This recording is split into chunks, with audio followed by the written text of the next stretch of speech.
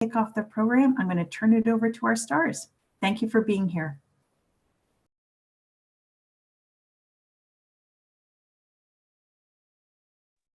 Okay, hi everyone. Thank you so much, Ms. Savino, for that intro. Hi everyone. Welcome to our alumni, parents, faculty, staff, and all of the students who gathered here today.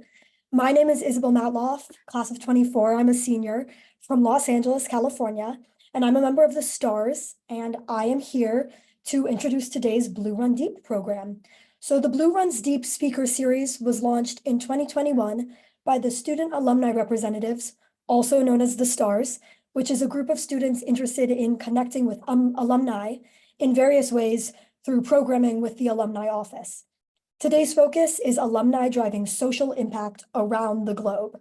STARS will pose questions that we have written, and we have also included some that were submitted during registration by our attendees. You will learn from our panelists about their professional path since Andover through the course of this conversation. Many of our questions will be directed towards a single panelist, but we encourage other panelists to elaborate on responses. We only have an hour together, so we will jump right in. To introduce our panelists, I'd love to welcome Anthony Diaz from the class of 25. Thank you, Isabel. Hello, everyone. My name is Anthony Diaz. I'm an upper from Culver City, California. Our first panelist is Hafsat Abiola from the class of 1992. Ms. Abiola graduated from Harvard University as well as Tsinghua University in Beijing in Economics and International Development. Ms. Abiola is the president of Women in Africa Initiative, co-founder of Connected Women Leaders, and co-lead for Project Dandelion, 3 platforms organizing women in sustainable development. Ms. Abiola is a pro-democracy activist and recipient of several global and national awards, including the Andover Alumni Award of Distinction in 2013, and most recently, the European Women's International Leadership Award in 2022. Ms. Abiola was most recently on campus as a keynote speaker for the 50th anniversary of our student group, Aflat Am. We welcome Ms. Abiola here tonight. Thank you, Anthony. Hello, everyone. My name is Clementine Lubin, and I'm a senior from Los Angeles, California. Our second panelist is Soiya Gecaga, also from the class of 1992. Ms. Gecaga was born in Kenya and graduated from the University of St. Andrews with a master's in modern history. She is the founder and managing director of the Vale School Muthaiga, a first of its kind progressive value-based school in Nairobi, Kenya. She is also the founder and executive director of WetheChange Foundation, an organization that provides education, care, and support to children and families suffering from adverse childhood experiences. Ms. Gecaga also previously worked for the United Nations High Commission for Human Rights in Geneva. She was the 2016 recipient of the Andover Alumni Award of Distinction. We warmly welcome Ms. Gecaga here tonight. Thank you, Clementine. Hello, everyone. My name is Mary Lord, and I'm a senior from New York City. Our third panelist is Dr. Vanessa Kerry from the class of 1995. Dr. Kerry graduated from Yale University and went on to receive a master's in health policy, planning, and financing, and a doctor of medicine from Harvard Medical School. She's the co-founder and CEO of Seed Global Health, a nonprofit organization focused on long-term investment in the health workforce. In June 2023, Dr. Kerry was appointed the World Health Organization's Special Envoy for Climate Change and Health. She's also helping to drive investment in monitoring, detection, and treatment for the next pandemic. Thank you so much, Mary. Hi, everyone. My name is Elliot Chung, and I'm a senior from Greenwich, Connecticut. Our fourth panelist is Ai-jen Pu from the class of 1992. Ms. Pu earned her bachelor's from Columbia University in Women and Gender Studies. Ms. Pu is a labor leader, organizer, author, and leading voice in the women's movement. She's the president of the National Domestic Workers Alliance, executive director of Caring Across Generations, and a trustee of the Ford Foundation. She recently served as commissioner on President Biden's Advisory Commission on Asian Americans, Native Hawaiians, and Pacific Islanders. Ms. Pu is a nationally recognized expert on the care economy and a celebrated author. She's been recognized among Fortune's world's 50 greatest leaders, Time's 100 most influential people, and received a MacArthur Fellowship, commonly known as a Genius Grant. We welcome Ms. Pooh here to join us for this conversation.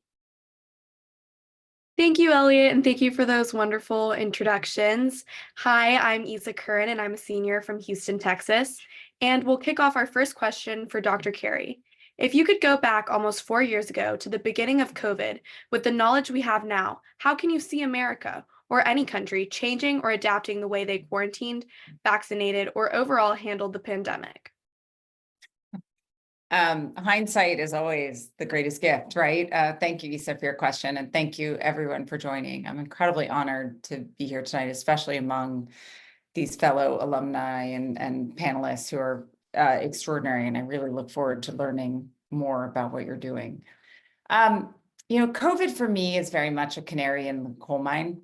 I think that many of us view COVID as a moment in our lives where the world stopped and we will never see something so existential or extraordinary, for the next generation.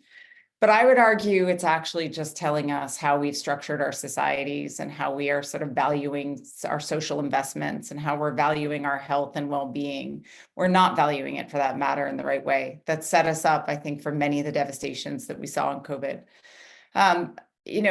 So I think that looking at COVID now, I actually look forward. I look forward to the impacts we're going to have from climate change and the rise in health burdens that we're seeing there, the growing inequities that climate change is driving, the ways that we're setting up political and policy decisions that are not actually investing in equity or protecting those that are most vulnerable. And I see COVID as the warning about if we don't step in and change how we are organizing ourselves and how we are structuring our society, we are going to be in far worse shape.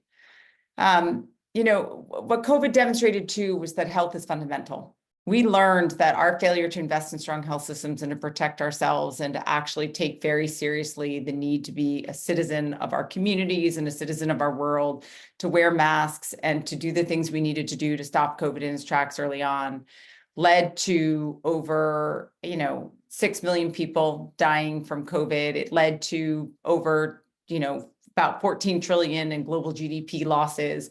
But what it's also led to was 90% of countries saw disruption of health services. And we've seen that those who are already most vulnerable, those that are brown, that are Black, that are poor, that don't have access to resources, are those that were rendered even further into poverty, made more vulnerable, and put even farther sort of back than they were previously. And that is still something that we're clawing up against and trying to undo. And the reality is you see the changes that are happening from climate change now that are accelerating the burdens we see in health, are accelerating our economic losses, are accelerating changes in our habitat, are accelerating migration, are accelerating conflict. We're just seeing that play out even more. So I think what we need to do is to actually look at COVID as a learning moment and to get very transformational about how we operate going forward to protect ourselves and to really recognize that we are at a very vulnerable moment. Now, I don't mean to be, that's not alarmist. I actually see this as a huge opportunity and a moment of hope if we choose it to be. And that's where I'm actually going to put this to all of you students and everyone who's rising to say that we're responsible for creating the conversations, for bringing the evidence forth to help really make those shifts that need to happen. And so I think there's an opportunity for us to learn from COVID, to invest in strong health systems, to ensure that those that are most vulnerable have the protections that they need, and to ensure that we are really building out a health workforce that can respond to COVID, and that we are able to link very clearly how our individual actions and behaviors actually both are critical to ourselves, to our families, and to our local communities. And I think if we can stay within that framework, it'll be easier for everybody, for whatever political divide they're in, to feel that sense of responsibility in a way that we can respond differently. Thank you. And so from that learning experience, do you think we feel better prepared for the next potential pandemic?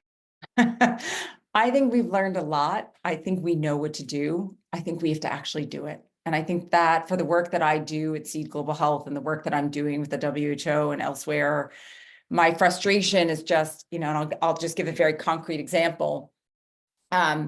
The climate conference that happened in November was a seminal moment because they had the first ever day of health. And it was incredibly exciting to see health raised as a flag, and they, commitment of $1 billion to the climate and health interchange was made, and everybody got really excited. Of that 1 billion though, almost all of it is already committed, and almost all of it is already dedicated to something and earmarked. So it's not new money. It's not going to the most vulnerable. It's already going to places that are expected. And I think what is frustrating for me is that as we come out of this moment for climate and health, the Minister of Health, a foundation that I will have unnamed for this purposes, but one of the biggest foundations that you can see on the global agenda, said, we're just going to get some more data, and we're going to take another year to really study and build our strategy. And the Minister of Health in Nigeria looked at that foundation and basically said, don't waste my time and don't kill more of my people, because I know what to do and I know how to spend that money. And your need for more data is just going to see more people suffer and die. And the Minister of Health in Malawi said this to the same foundation that gave them the same answer. She said, why didn't you just fund me now behind my national plan and have all the funders just support my vision? Because I know what to do, but every time you scatter me into a different program or make me do something different or report against a different plan, I get pulled in a different direction, and I lose time, I lose money, I lose bandwidth reporting to your agenda, not to mine. We know what to do. We're not choosing to do it. We have got to turn everything on its head so we can be more prepared, but we have to decide that we're going to make those decisions. Thank you so much, Dr. Kerry. That was really, made me a little bit more hopeful, I guess. The next question is for Ms. Abiola. This year, we are celebrating 50 years since Andover and Abbott became a singular school. You have invested your life into raising up women's voices and empowering women in leadership and development work.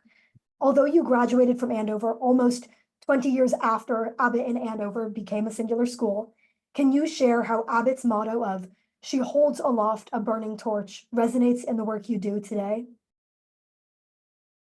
Thank you, Isabel. Vanessa, that was such a great response. And I'm so proud that Nigeria's Minister of Health showed up, but I think, it's nice to show up and speak in a defiant way to a foundation, likely an American or European foundation, about what we can do. But sometimes when I look at African decision makers, leaders, I think also we should do better even with the resources we have in countries, because we could do better to manage our resources and direct the resources to the most vulnerable. And while we're waiting to be able to harness more, and we don't do enough in that regard. To Isabel's question, I think that's actually the reason why she holds aloft the burning torch, is why I focus on women. Because I don't know if any of you have ever seen this study. I saw it while I was at Harvard. Oh, and by the way, I want to say thank you to the students that have joined the conversation. I see that it's like 80 of you guys. I don't know how 80 of you could find the time, because when I was at Andover, it was so, God, I mean, the workload was so incredible and I would never have been able to find it. So we're deeply grateful that you're here. What I saw in this report and I've never found the study since, they were looking at girls and boys in nursery school, and they were giving them pens. They were giving them pens, and the boys would look at their pens and try to determine who had the better pen. Or mine is longer, mine is bigger, or they just were all trying to determine dominance. Then they gave the girls pens or pencils, and the girls were looking at their pencils and trying to determine commonality. See, they're all the same length, or they're all the same shade. They were trying to determine common ground.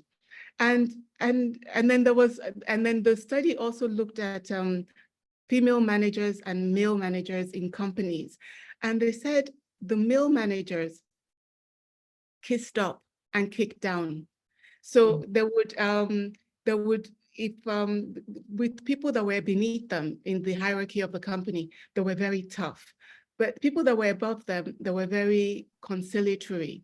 Whereas the women managers kissed down and kicked up, which is probably one of the reasons women are not getting promoted as much, which is that they were nurturing to the people beneath them and tough with the people that were higher up in the hierarchy. And I think, it's not to say one is better than the other. And it's not even to say that boys and girls and men and women are exactly like this all the time. But I do think that what our world needs is a very good and hard to escape system of accountability for people in decision-making positions. And if we want to have that, we need people that will kick up. And then we also need people who understand the importance of kissing down, the need to nurture the vulnerable, to nurture those that are weaker, and then look up to the people that are supposed to make decisions and just let them have it. That ability is what we miss, because oftentimes when you kick up, you're not gonna go up. No one is gonna say, oh, this is exactly what we need in the C-suite or something. So sometimes there's a price to be paid when we're kicking up, but we do need to do that in the institutions, in the philanthropic community, in the industries, all the sectors that have power of some sort, in the political positions. We need to be able to hold everyone that is supposed to take certain kinds of decisions accountable for whether or not they're doing that. And we're not seeing enough of that. We're not seeing, that's why the corruption in the developing countries is as it is in governments, because people are kissing up. They're all trying to not rock the boat so that their career projection is what they've always dreamed. We need actually now people that are willing to sacrifice their own promotions, their own progress on behalf of the collective, because some people just have to sacrifice for the future. And that's the world we've come to. What Vanessa was describing with the COVID is true, and it's already showing itself with climate. But before the climate conference in December, we had a meeting in November with this group that I work with, Project Dandelion. This is, I'm putting on I don't know if you can see, this is the sign of the dandelion. It's this campaign that Mary Robinson, who was the Undersecretary General for the Human Rights Commission, the Commission for Human Rights in the United Nations, when she worked with refugee women and refugees in general all over the world, when she would come to the islands where the women had been displaced because of a storm or some kind of climate-induced crisis, the women were not happy to see her, and they just told her that, go and figure out how to stop this. Well, if climate is really driving so many impacts globally, then we need to be able to make the decisions that will stop the carbon emissions that is fueling the climate crisis. So in November, we had a meeting of our group with Senator Sultan Al-Jaber, the president of COP. We had a Zoom meeting with him, and it was Mama Mary, I call her Mama Mary because she's 79, was interviewing him. And he was saying how we can't challenge the fossil fuel industry because the science is still out about whether it's a fossil fuel induced crisis. And Mama Mary went for him. And anyone you just look her up online, Mary Robinson is not like this giant. She's actually quite frail. She's pretty petite, but if you had seen the way she kept at him to say that, no, that the science is clear, that we need to do something. And I can make this clip of our interview with him available, where the Sultan was really, yes, Vanessa, I mean, I don't want to say it myself, but he was really, really going at her to say that, no, it's not quite as bad as you're making it out. She went to COP in Dubai, and with other women like Hala, who leads the B team, which is a group of companies that are committed to higher standards on climate and in their business practices. And other people like this, they mobilized to make sure that that document that was going to be agreed would have the fossil fuel industry in it and the need to phase out. So they said they came up with some language, not quite phase out of fossil fuel, but Transitioning from, it was yes, with yes, no. they were going to transition from. But you see, it was the first time in the 30-year history of COP that they even had that language.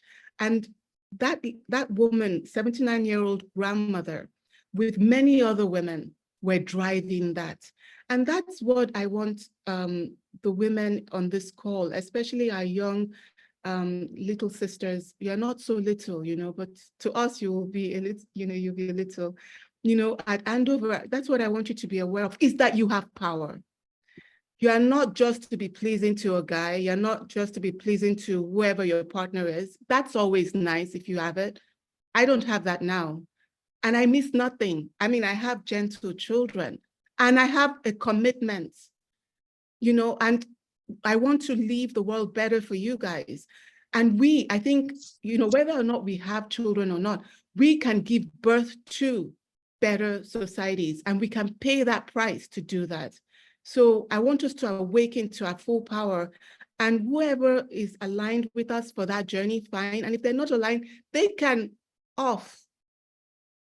Yes, that's just what I wanted to share with you today.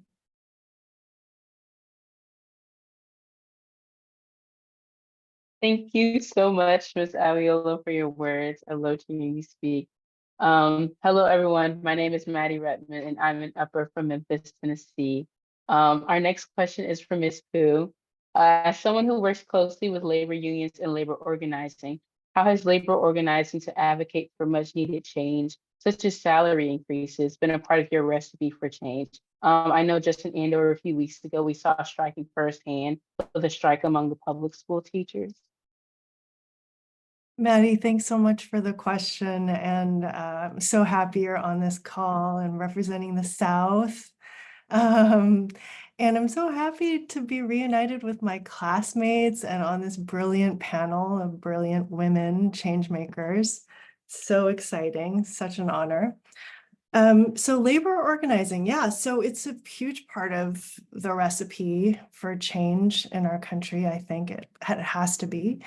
Like any other kind of organizing or collective action, it is about putting more power in the hands of everyday people to make decisions and shape the future. And right now, I mean, we were talking about pandemics. We are living in an economy where we have an epidemic of low-wage work in the United States, where there's just millions upon millions of people who work incredibly hard every day and can't make ends meet, can't pay the bills, can't put food on the table for their kids. And I've been, for the last 25 years, working with a workforce of domestic workers and caregivers, care workers. And I can tell you that 82% of the workers in our sector don't have a single paid sick day. And the average median annual income for a home care worker, for example, is $23,000 per year. So the people whose profession it is to take care of the people that we love can't take care of themselves or their own families doing this work. And there's so many jobs like that in our country. And these are some of the fastest growing jobs in the entire economy because there's a huge and growing aging population that needs care in our country. They're jobs that can't be outsourced, it won't be replaced by AI, at least not right away.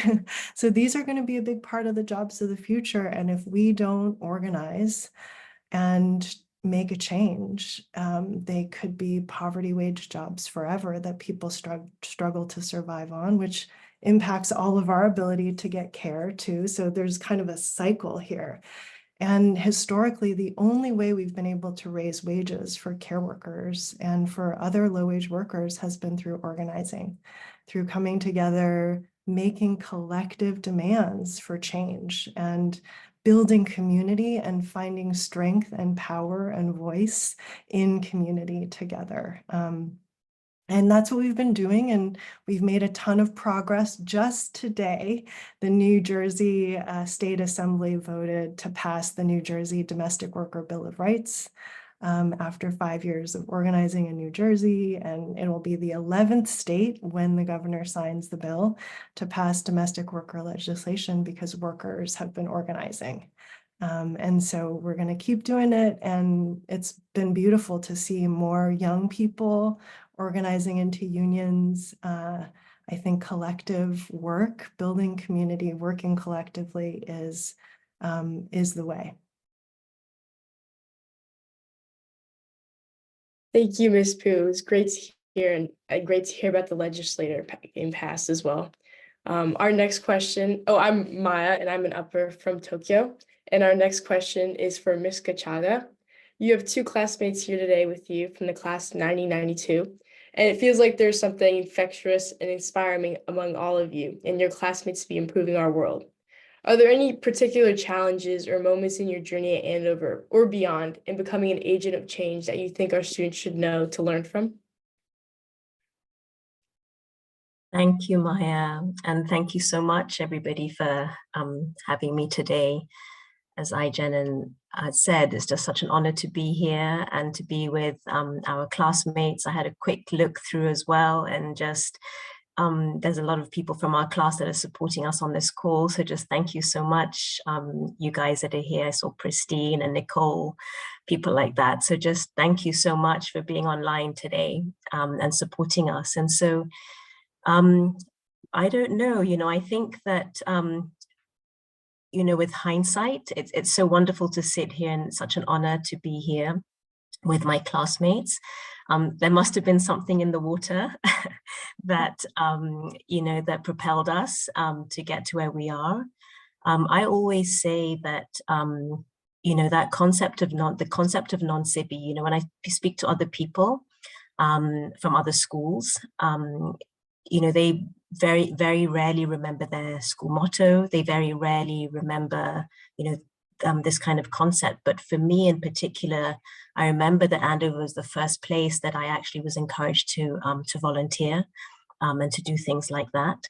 And so for me, the concept of non-SIBI, I always say that Andover really changed me in terms of what I wanted to do with my life. However, I think if I look back on my life, I think for me, what I'd like to really emphasize is what Hafsat has said about understanding that we have power, not being scared to make a difference, and not being scared to make changes when we feel really strongly about something. So if I look back on my time from Andover, I'd say that there were a few moments of clarity, few moments where I call them almost like my moments of obligation, in where I could not sit still and not do anything about feeling very strongly about something.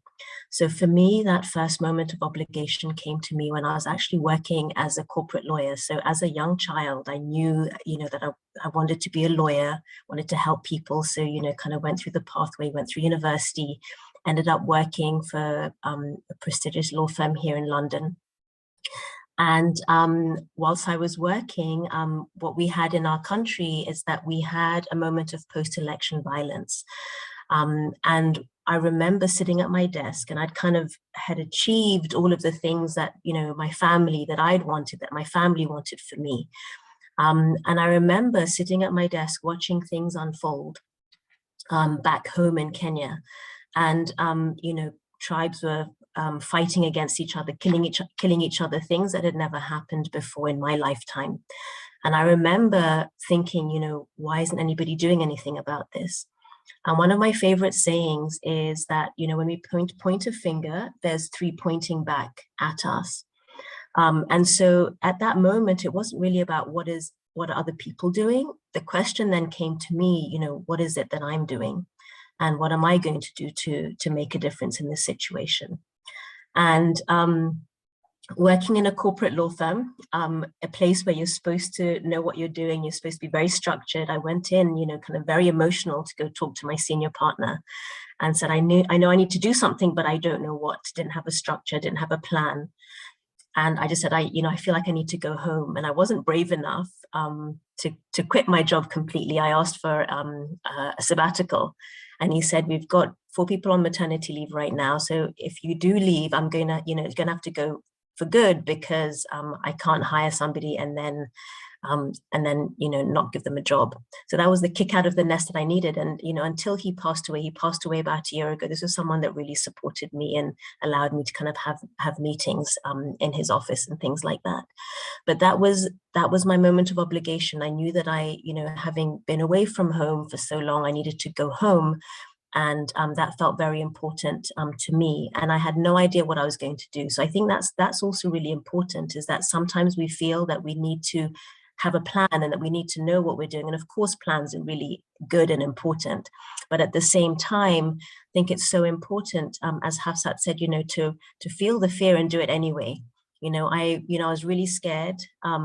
At the time, my father actually refused to speak to me for a long period of time, because for him, and I totally understand that, I was living the embodiment of his dreams for me by being a corporate lawyer. But what felt very important was for me to do what I felt was right. So that was going home to Kenya and I hadn't lived in Kenya for a very long time. I left when I was very young. I'd gone to boarding school, gone to Andover. So first of all, it was getting to know my country again, getting to know what that meant and what that meant to be Kenyan. And then understanding the issues that were happening there. So I wasn't kind of parachuting in, and understanding what was going on and teaching myself and educating myself. And that was the beginning of the foundation, which is called WetheChange Foundation. That was essentially helping different tribes come together, educating as a school program. And I think that also when I talk about moments of change, don't be afraid to pivot. Becoming a mother really changed me again.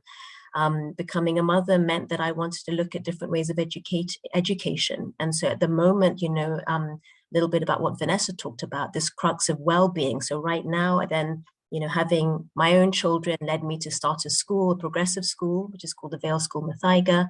And there we do mindfulness and yoga, and we really intertwine, the DNA, well-being is part of the DNA of what we do. And so that was a moment of change for me. And then post the pandemic, what we're doing with the foundation is that we're actually pivoting with the foundation.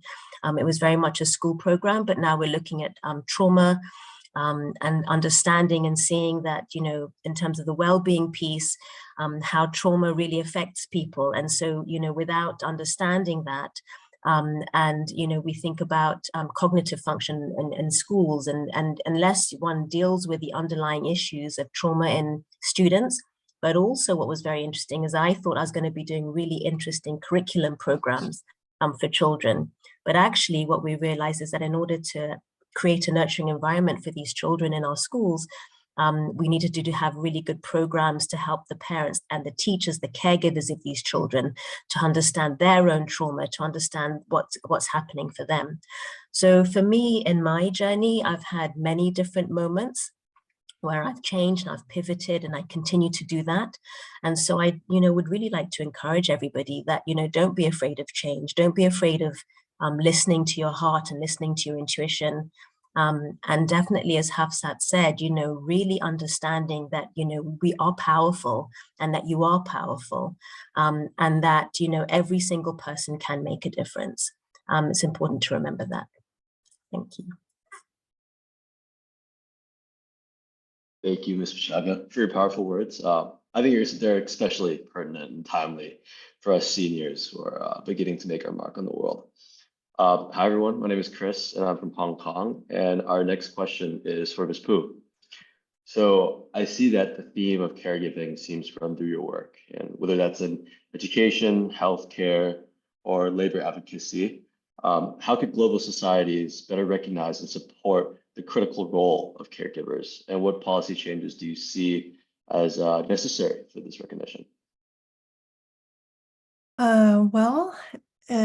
I think about the fact that all of us, from the time we're born to the time we leave this earth, we rely on the care of others, our parents, our caregivers, our family, neighbors, and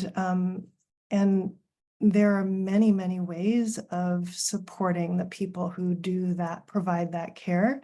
And some societies around the world do a much better job than we do in the United States. But the kind of pillars that I think of are childcare, right? Making sure that children from the time that they're born have access to quality, accessible, early childhood care and education.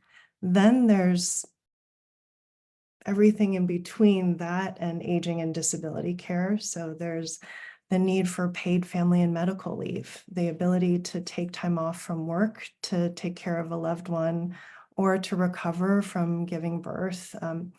A lot of people don't realize that about 4 out of every 10 moms go back to work within 2 weeks of giving birth in the US because there's no mandated paid family and medical leave program. So that needs to change. And then there's aging and disability care programs that look different in different countries around the world. Some have universal programs, but the idea being that everyone, regardless of your age or your ability, should have the support you need to live with dignity, a full life in the context of your choice, and have the support that you need to do so. And so that looks like universal long-term care in the UK that's connected to the National Health Program. Canada has a national caregiving program. Different countries have different versions of it. Japan has a universal long-term care program. But in the US, we don't have any long-term care program. A lot of people think that Medicare covers long-term care, and it just doesn't. And the average annual cost of a room in a nursing home is about $90,000 per year. And 60% of people in our country make less than $60,000 per year. So the number of people who can afford it are just not that many. So we have a lot of work to do in the US to build those pillars of what I call a strong care infrastructure. Usually when people think about infrastructure, we think about bridges and tunnels and broadband, utilities. But when you think about the definition of infrastructure, it's really that which makes society and the economy function, the kind of core utilities, as services, programs, supports, policies, workforce that make everything else possible in our society and in our economy. And what could be more fundamental than care? Senator Bob Casey from Pennsylvania recently said, he said, some people need a bridge or a tunnel to get to work, and some people need childcare. Other people need home care. And so I think if we in this country and around the world really invest as societies in affordable, accessible, quality childcare, paid leave, aging and disability care, it only makes everything else in society and in the economy function better and more equitably. It doesn't mean we all need the same systems or programs. Everybody needs something slightly different, but there are ways of designing programs to be flexible, and we've got lots of models to draw from. So that's what I would recommend. That's what we're working on here in the US. We came really close to making a big breakthrough on care a couple years ago, and we're going to keep pushing until we do. And part of that infrastructure is a really strong care workforce that earns a living wage, has benefits, has clear recognition in society. And so we're making progress on that front too. Thank you, Ms. Pooh. Our next question is for Dr. Kerry. Do you think that countries should work together to form a global healthcare provider or insurance system? Or do you think countries should differentiate healthcare based on their culture, traditions, and overall different environments? Thank you for the question. And it's a little bit of both. I think we've learned throughout time that, you know, countries and cultures and history matters when we think about what our solutions are going to be. And it's certainly important. You know, most of my work is on the continent of Africa, which is 54 different countries with diverse history. Even within those countries, there is a rich range of different groups, languages, dialects, communities, and traditions that need to be respected and understood. And when we think about what a solution is, the approach that I think is important is to really think about what is the priorities, the values of the places that you're working, and how to partner and accompany to complement and to think together about how you can create a pathway for healthcare. And that if it is locally contextual, you're more likely to see that be really nurtured, grown, and be responsive to the needs of the community. Now, as I say that, though, that has to be based on principles of human rights, equity, recognition, and fairness, right? I don't condone, like, you have to make sure women have the right to health and to safe childbirth, and that, and there are cultures where one could say the tradition here is not to respect women, right? You look at Afghanistan now and the rights that are being taken away, and that isn't a system that is going to be based on fairness, and nor is that system going to thrive, right? We know that communities that take care of women, that provide healthcare, that ensure that women are able to have safe childbirth and able to achieve the healthcare they have, actually do better. There's more economic growth. The children are more likely to grow up and to thrive. You see the whole communities are strengthened by that. So within a degree, we want to think about the culture and the community. Now, that said, we live in also a very small earth right now. We're deeply connected in this globalized world, whether we like it or not. And so there is a bit of a social contract that we have to create across countries, across our different cultures, to think about sort of a fundamental value system that protects human life and provides for equity and invests in just fundamental things like access to food, access to water, access to shelter, access to health, and access to sort of agency, right? The ability to make decisions for oneself. And I think that that is the place that we are really struggling in this world today. So I think there is fundamentally a need to create a global insurance system, in the sense that not that we all have an insurance system that people buy into and risk is spread, but in the sense that wealthy nations that are driving climate change and contributing the most to greenhouse gases should absolutely help those that are most vulnerable, contributing the least, but being harmed the most, to deal with the loss and damages and to deal with the adaptation needs that are very real, and to figure out, you know, how they can decelerate the amount of greenhouse gases they're putting into the earth and helping these communities make a just transition. I'll give an example. Zambia, a country in Southern Africa, actually got rid of its fossil fuel subsidies. So it said to its population, we're no longer going to make fuel affordable for you because it's the right thing to do in the world. But as a result, their community is suffering because they can't pay for fossil fuels anymore. It's cost too much. They can't get fuel to burn. They can't drive their cars. They can't do anything. The country's trying to do the right thing, but then they need help from the outside community that is wealthier to help them make that just transition and to invest into cleaner fuel and things like that. So I think that we, you know, I guess it's complex is what I'm saying. I think that we have an obligation to one another as human beings to protect each other and to give each other opportunities. I think we do need to respect history, culture, and communities and the differences that we have. But I think we can all share a fundamental understanding that we need health, we need shelter, we need food, we need water. And if we can provide those opportunities for everyone, we'll probably, the whole world will, for lack of, because it's late and I'm tired and I've been up for hours, you know, the world will kind of chill out from some of the intensity that it has if we can get some of these fundamental rights out there. And we're not doing that yet, but I think we have to continue to push for that. And whether it's, you know, ensuring we're fighting for women's voices, ensuring that we're fighting for fair labor laws and care and things like that, all of these things go into a fundamental sort of social contract of valuing every human life.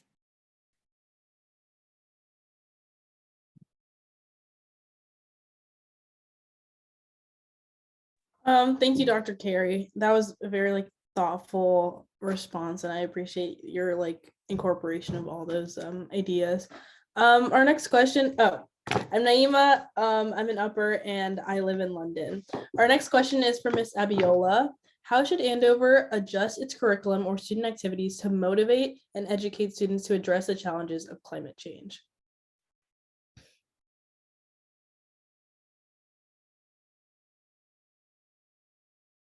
Oh, you're muted still. Sorry, yes, thank you, Naima. I think that we have to find a way, and I think we can use case studies to do this with all the subjects, because the good news about the climate crisis is that it affects everything. It's also the bad news, but it's an opportunity for us at Andover because, whatever subject you're taking, we can look at what the climate impacts for that subject is, whether it's geography, chemistry, biology, all the different subjects. There's going to be the impact of climate on that subject. And you can then we can have a case study that allows you to delve deeper. I think that the big thing is for the climate crisis, there's so many solutions already. So you could maybe look at the Andover curriculum could have you looking at how to evaluate the solutions, what it would mean to take up one solution as opposed to another. What kind of frameworks would we need? What kind of infrastructure would we need? What kind of playing field would we need to be able to implement solution A as opposed to solution B? And that might be useful because to help us think about what solution is better adapted in Japan, for example, or better adapted in Angola, or the different countries, because there's so many different countries with the different challenges. I just think that with the incredible resources that we have at Andover, where we have the best teachers, the best in terms of all the cutting edge information, and this principle of wanting to combine knowledge and goodness, it's such a great environment and platform for you to use to see what can we bring, what new insights can we bring to this climate crisis. And then I would then link the work you're doing to actual questions that have been asked in the society, like, with WHO, is it possible that some of the work that you guys do at Andover, after you've examined these questions in-house, can be presented in Geneva at the WHO headquarters, or can be presented to the International Organization on Migration? Because we're expecting that now with the climate crisis, the scale of migration, unplanned and unwanted migration, is going to grow exponentially. So what does that mean? What does that mean for the countries that are receiving? What does it mean for the countries that are fleeing? What kind of new forms of citizenship should we develop to accommodate these kinds of refugees? All the different things that we need to be thinking about, because it's going to be upon us. It's already upon us, actually, but even more so as every year progresses. And from 2030, if we miss the 2% increase in temperature, if we exceed that, then we should expect even greater impacts. So you should even be working with scenario planning. What happens if we don't stay within the 2-degree temperature increase? What kind of impacts should we expect? And how can the world community prepare for that? What does it mean for different countries? And you could even have a project in geography or in social sciences and social studies where you grade countries. So some countries you could code red, and here's how those countries that are coded red should prepare. Because, especially, countries that don't have a huge amount of resources, if you don't have resources, perhaps you can, to some extent, compensate for that with planning. If you can prepare, what would it mean for citizens of those countries? What kind of skills? Aijin was talking about low-wage skills. Are there some areas, some careers that will be more in demand in this new world of a climate changed reality. And what are those careers that people from very vulnerable communities can think about, can already maybe use digital learning to begin to access and get certification for, so that they can be they can try to balance their risks in that new world. And, you know, there's so many areas. Essentially, I want Andover students in the middle of this crisis. I trust Andover, and I think we're trying to create the best kind of students, the best kind of people. So those kinds of people should be in the middle of this crisis. Not, you know, we don't know, everybody else can be trying, yes, but since we know what we're trying to do at Andover, we should put ourselves in the middle of the things that matter the most. And nothing matters more than this issue of the climate crisis for the next 10, 20 years. And if we botch this, I don't really know that, you know, then we can look at the scenario of what does the end term look like? Because at that point, that's what we're going to be looking at. But before we even come to that, where there's still hope, let's look at how we maximize the opportunities inherent in that transition phase while humanity is making a decision if we're going to be able to rally round and stay within the limits. So that's what I would suggest. And I think also whatever we can do with psychology, psychiatry, behavioral studies that help us understand what motivates people, and also how to build resilience into people. How do we, I think Hygiene was saying that for us to have decent wages, we need collective action. I think for us to have decent people, we need collectives in general. So I would say that we should now move beyond the focus on the individuals within Andover. So our curriculum should, you know, there can be ways of assessing individuals, but let's try to strengthen how we as students work together, because working together, building muscles for collective working, collective engagements, for strengthening each other as a team, may be what is decisive in whether or not we fail or we succeed. And even if we fail, that we can be able to survive. So I would do whatever we can to help the Andover students play a key role and to help them to thrive however things fall in the coming years. Wow, thank you so much, Ms. Abiola. I don't know how much will this mean, but I definitely agree with your statement.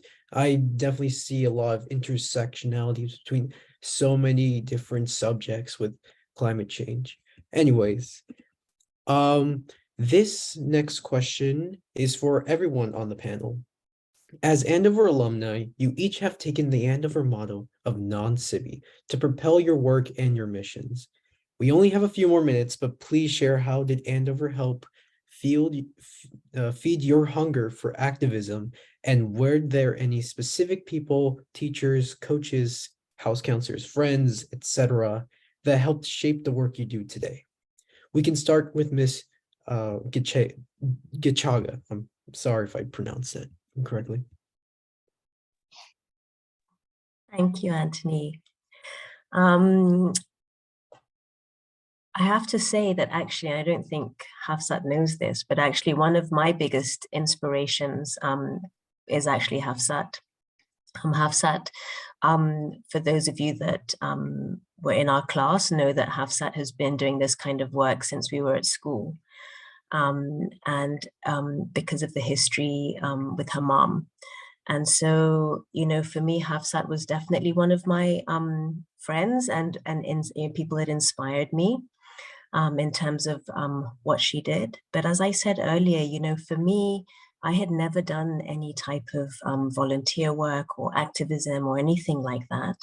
But I think for me, what was really inspiring was just being around, was being around people who were willing to be brave, to take chances, to stand up for what was right, for what is right, despite incredible hardship and challenges themselves in their lives. And so for me, there wasn't anyone in particular, but as I said earlier, you know, for me, the spirit of non-Sibi, I really took that to heart, and and as I said, you know, Andover 100% shaped me and what I do today in my life.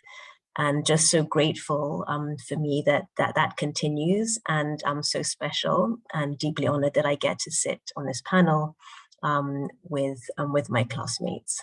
Thanks.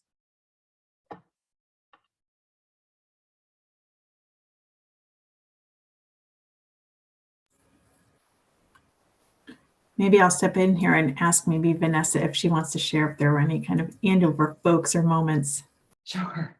I think the whole experience of being at Andover, I remember stepping foot on that campus and just feeling really overwhelmed and privileged to be there and wanting to take advantage of absolutely every single opportunity I could have. And what was striking to me, I think also was the diversity of the student body. And I learned a lot from everyone, whether it is the pack of friends that I remain incredibly close with today, who held me up through tough moments, and we've held each other up through an unbelievable number of personal or professional challenges and things that have happened, but also classmates who I still work with today. I think I shared before we started this, my board chair at Seed Global Health is a classmate, Didi Araka Cecil, who I learned from every day. We talked today for an hour, and I was sitting there just soaking in everything she could teach me.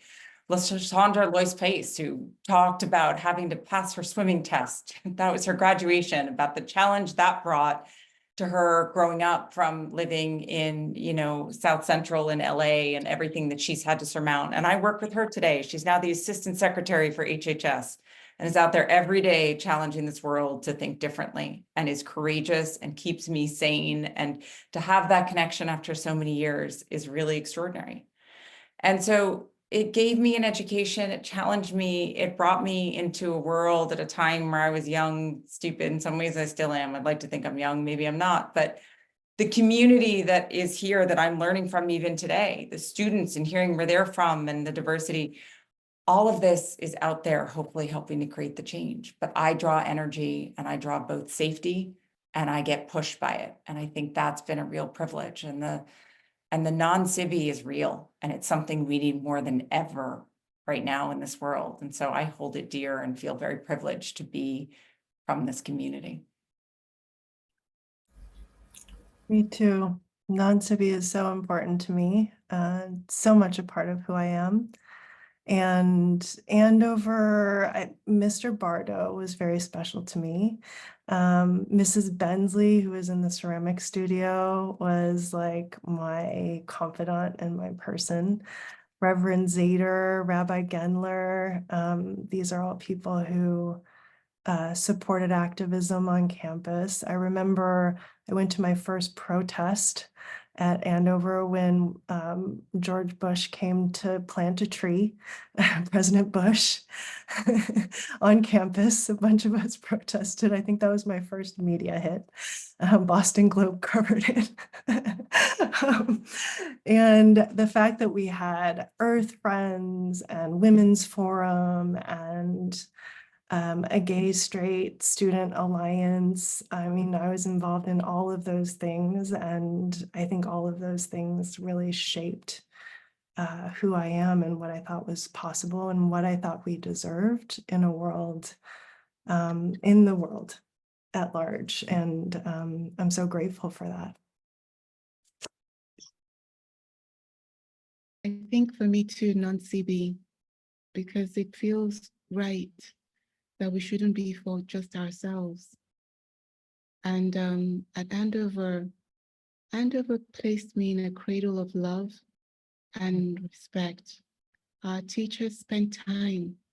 They actually even thought I would have something valuable to say. And I'll never forget that. It wasn't Professor, Mr. Rogers, Mr. J. Rogers, who is no longer with us, taught me history for many years. The Macabellas, they would cook me food. Uncle Bobby, it was the one that I think he made a mistake when in the admission process, he accepted for me to come to Andover, because I'm sure he was looking at my brother's results and he thought it was, because our names are so unusual. But I welcome the mistake because it gave me Andover.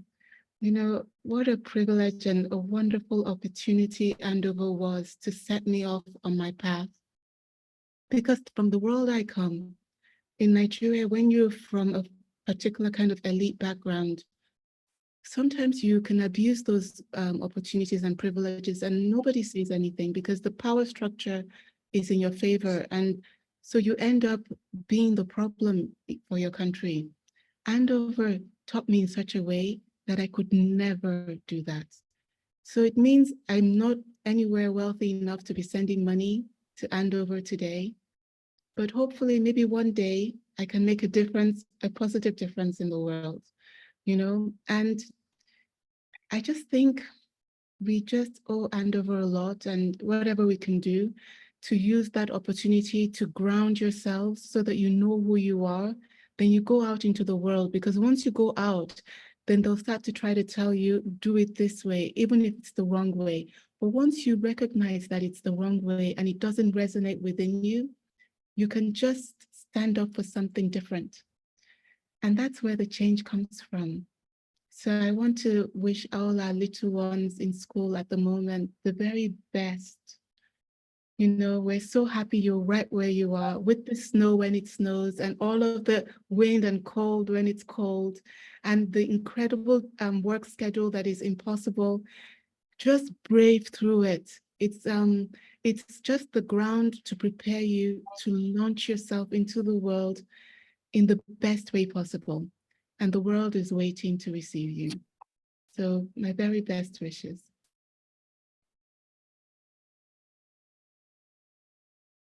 Thank you all for such thoughtful responses. On behalf of the entire Andover community, we are so beyond grateful to all our alumni panelists for their time tonight. John Lewis famously said, "Speak up, speak out, get in the way." From that notorious bridge, going on to say, "Get in good trouble, necessary trouble." As high schoolers, we are inspired today by your stories of driving change, speaking up, and causing good trouble across the globe. We are so grateful to hear about your journey since leaving our shared home here at Andover. I will now turn it to Mrs. Savino to close today's program. Thank you. This was a beautiful evening. I think I expected it to be, and it still far exceeded what I thought it might be like. We are literally coming in from around the world tonight, and yet in this very cold Andover evening, it feels very warm in this space. And I'm so very grateful for everyone showing up, but with a particular thank you to our panelists. I think about when you stand on the steps of Sam Phil and you look out and you kind of look down the vista. And if you can look past all the busy people going from GW, running to the Owl or running into Commons to get some food, you look far beyond and you look to the horizon. And I think from Vanessa and from iGen and from Soiya and from Hafsat, we see you out in those horizons, and you've given a view for the kids to look beyond this campus tonight. And it's been an incredible gift. And so when you think about, what you do for Andover, what you've done tonight is to show up, and that is an incredible gift. Please feel our gratitude. Please know that we have heard every single word that you have said. We will digest it. It will sit with us warmly. And for the dozens of people who are coming in from, I think, almost every single time zone on this earth, I want to say thank you. It has been a beautiful Andover evening, and I'm very grateful for the time we've spent together. Take good care, everyone. Thank you.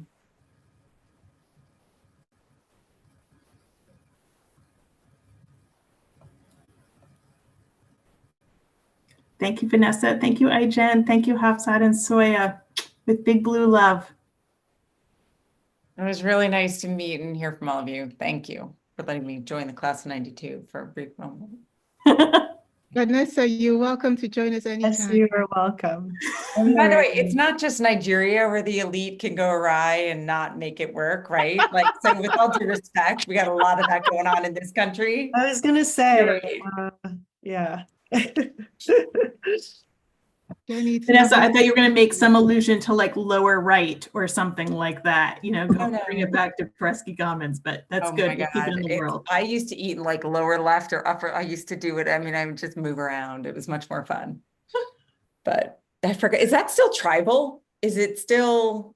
I'll let the students nod or shake. You guys tell us. Does each dining room still have a thing?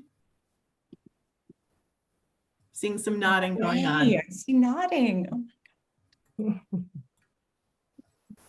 right. Do they Some still rites make of you shovel passage. snow when it snows? Do you still have to get up early to shovel? Oh, good. I thought that was really important. Like that needs to happen. I'm sorry. Did you feel like that at the time, or you feel like that Yes, now? I was like, this is awesome. Community, we're out here. I was totally into it. I mean, I was from the Northeast, but still. It was good. Great to see everybody. Thank you so much. So good. So Thank good to see you. everyone. Daryl, I see Daryl. I Bye. think somewhere in Come Europe. back. Come back to